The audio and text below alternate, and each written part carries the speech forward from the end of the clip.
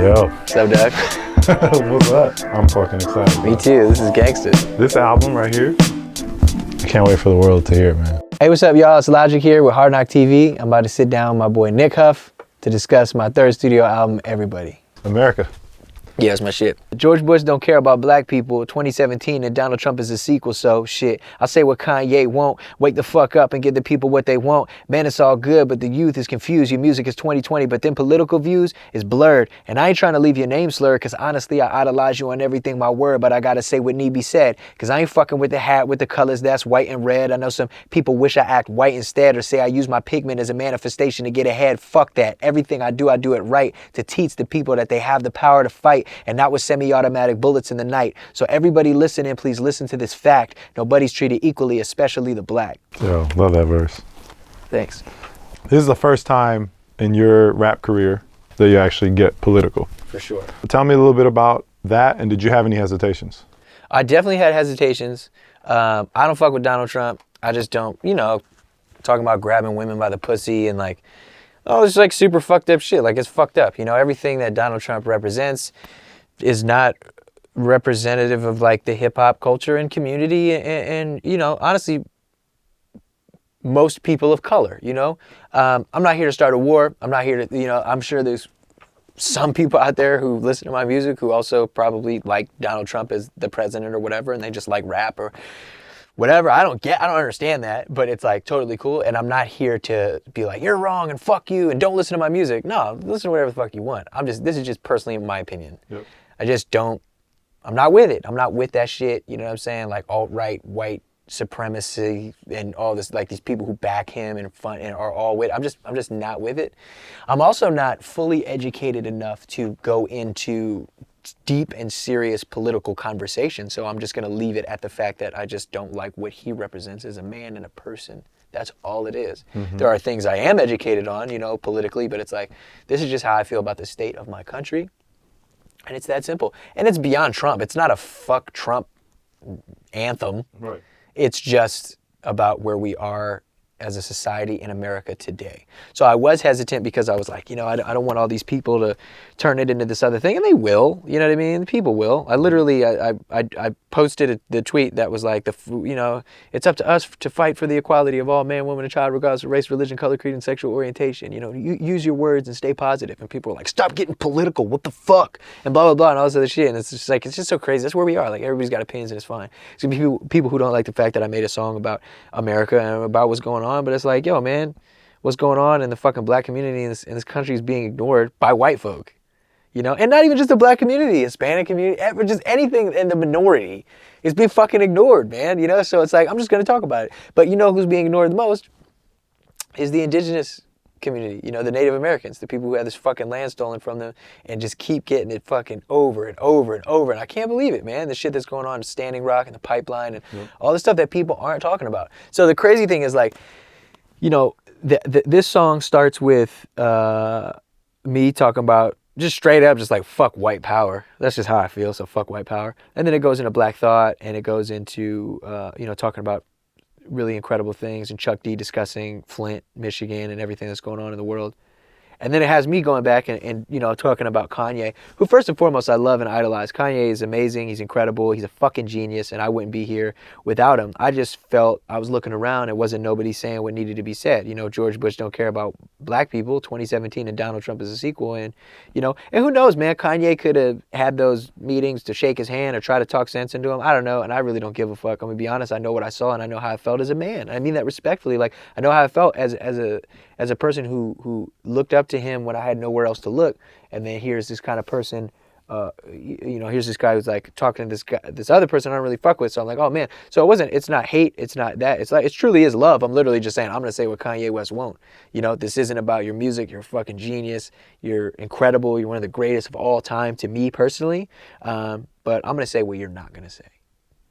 So that's what I'm gonna say. And then I kind of go in and just talk about the state of the country, which then followed by me rapping from the perspective of like people in the projects, you know what I mean? And like how I saw and shit coming up and it's like so far disconnected from politically what's going on because all they know is the hustle and all they know is the street. So it's like in many ways, obviously, the election does affect them, but to them, it doesn't affect them because like this is my everyday. This is what I have to. I'm not even like, I don't even give a fuck about what's going on there, and that's where Lenny helps me paint that picture, rapping from that perspective, and then that goes into me singing like almost from this perspective of like an indigenous person. Like I never had a chance in this world. Which is like the new world, as they call it. Like I never had a chance in this world.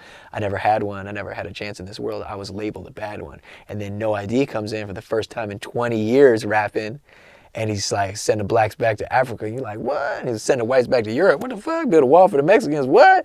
And he's like, and give the land to the Native Americans, which is all, it's obviously just all symbolic. But he's basically saying like, from what's going on in the world, the race wars on the soil, everything that's happening, let's not forget the war that is being fought on someone else's land, Like, let's not forget about these fucking people, man, that, like, nobody's talking about in media and nobody's talking about, and that's, everybody looking for the meaning of life through a cell phone screen, and, like, this thing is, like, not even trending on Twitter, or it's, like, for 2 seconds, and then it's down, and then it's, like, TMZ or some other, like, I can't fucking believe that. So I was very scared to talk about a lot of things, but I also was like, no, I have to talk about this shit. I have to discuss it. I have to let the world know how I feel. And that, I have a stance, and my stance is equality, and my stance is freedom, and my stance is like pro-life in the sense of people living and not dying and being killed and slaughtered in the fucking streets. And it's like, so, and it's also a banger, it bangs. Okay, so I want to let you talk about all that stuff. I know. But there's a few things that you glossed over.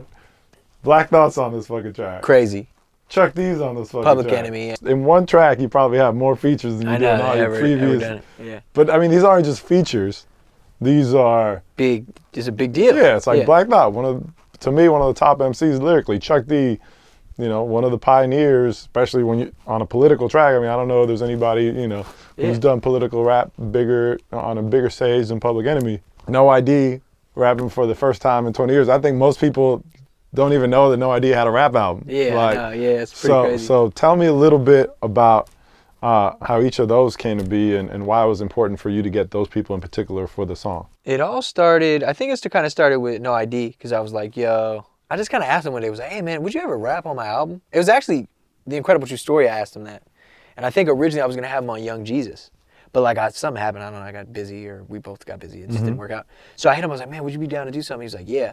And then I came up with this idea, and I made the beat, and when I was making the beat, I was like, oh, this is it, this is the one, I can feel it, I know it.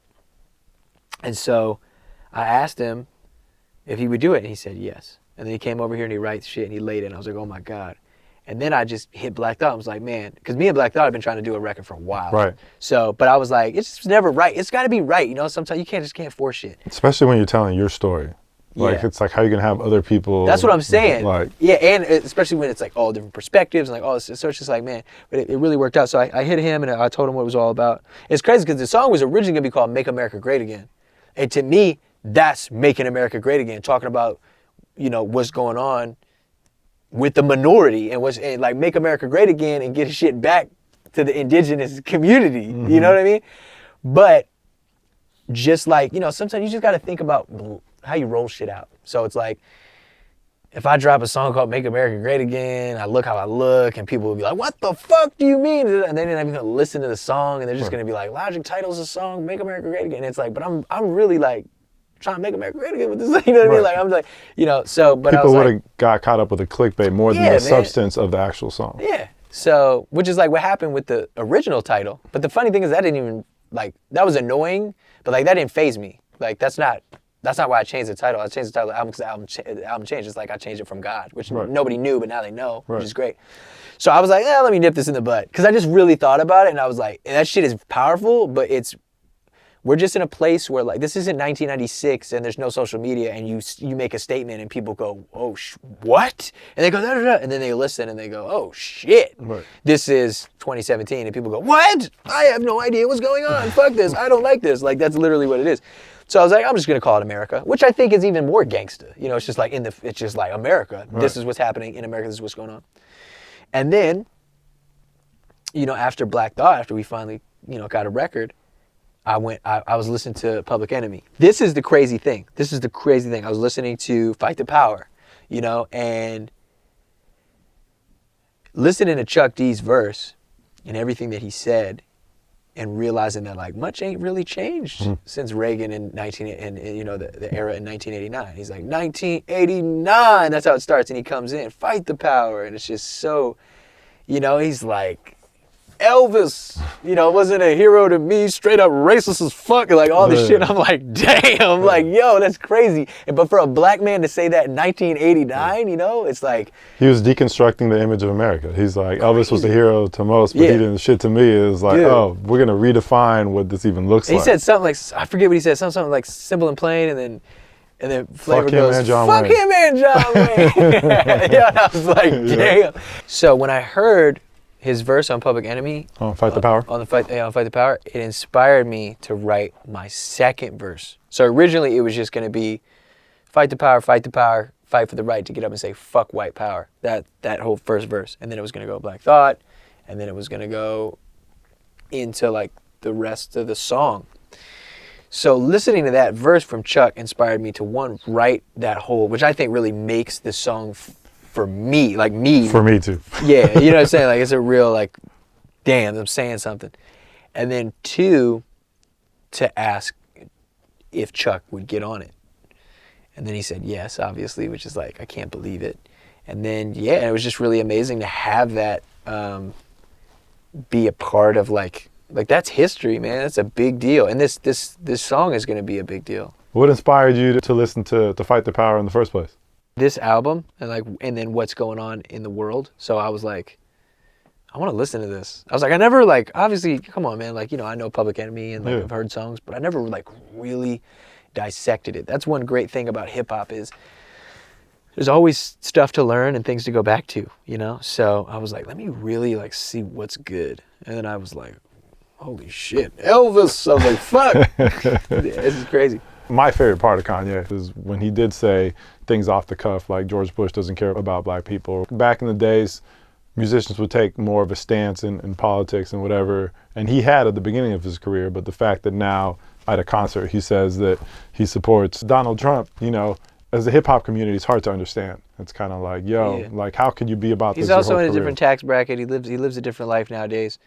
But I don't fucking know. That's why I'm not talking about that shit. I'm not even discussing it because I'm like, even me just saying that right now, it's like, okay, I mean, that's me guessing and being like, maybe he feels that way because of his family and how they live or their lifestyle or their values. I don't know. Right. But I'm not talking about that. I'm just talking about the fact that motherfucker ain't saying shit about it. He's not really discussing it or talking about it at that moment in time. And once again, very respectfully so. Sure, there's gonna be a lot of people that are gonna say shit. They can be like, oh, Logic's this or that, but it's like, no, I'm not. That's a great thing. That's another thing where I used to get so like, people are trying to make it seem like this. And it's like, but fuck it, let them say whatever they want to say because if somebody want to come to me and be like, hey man, how come you talked all this shit about Kanye? I'd be like, I didn't talk shit about Kanye, I love Kanye. And they'll be like, and I'll be like, no, I fucking love Kanye, man. He's so dope. He got me through so much. And they'll be like, what? And and it'll be like, you know what I mean? It's just one of those things. Like, and sure, some people will be ignorant or say whatever they want, but that doesn't matter. Like those people are going to be ignorant regardless. So I just feel like I'll tell you this, man.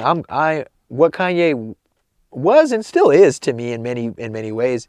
I am now to a lot of people, and I realize that, and every day I grow bigger, and everything I'm saying is going to really help put me there. And so I'm just using my power for good. That's it. Not to say that he isn't. I'm just saying, like, he taught me to say something when it's on your mind, and I did. And it just so happens that I stood up to the man that, I love like the most as a musician, damn near, and that same dude that I'm standing up to taught me to stand up to somebody. So, but it's not even like but it ain't like that's ironic. Yeah, that's but it's true. It's true. It's yeah, but it's just one of those things like, man, it ain't no sneak diss. It ain't no that, and people can say whatever they want. If I was gonna diss him, I'd diss him. I'd be like, yo, Kanye, I'd hops in that shit.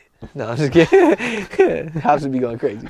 But no, I would I would, you know what I mean? But that's not me. I'm not going to use the platform to diss. I'm going to use the platform to educate, and because I can't be out here dissing people talking about peace, love, and positivity. Right. That's why when people, and it's very rare that people talk shit about me. And I mean like other artists on a big level, because most artists who do that are stupid, because it's just a real thing. It's not me shitting on anybody in specific. I'm just saying I know it's a very rare thing that happens, but it's like, you can't hate on me because I love everybody.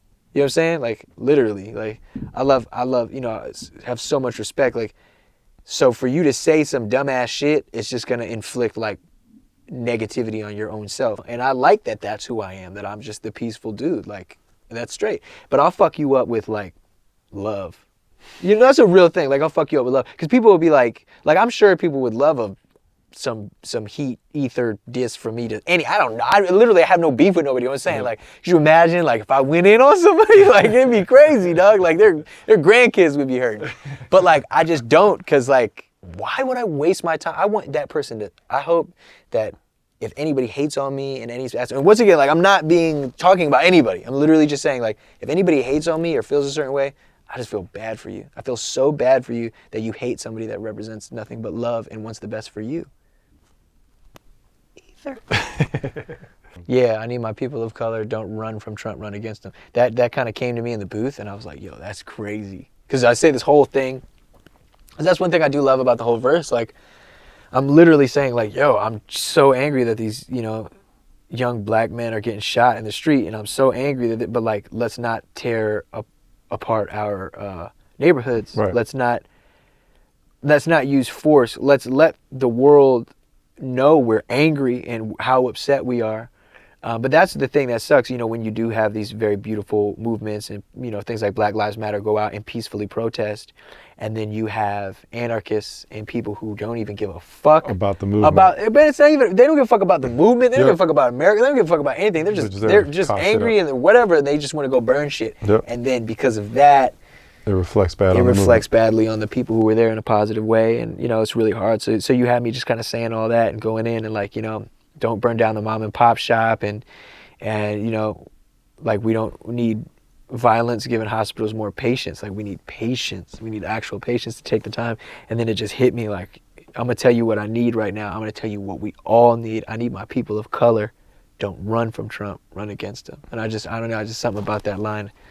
It just really resonated with me. And then Lenny, let's not forget Big Lenbo. Yeah. I just do want to say that, like, the way he came in and just kind of used his voice as like this hood motherfucker to help me paint this picture, it was really great. You know, 9 by the gut, 30, you know, whatever, like just the way he's talking, like, I just really do appreciate it. So I just want to say, like, he killed it, and he really helped bring a flavor to the song that wouldn't have been there without him.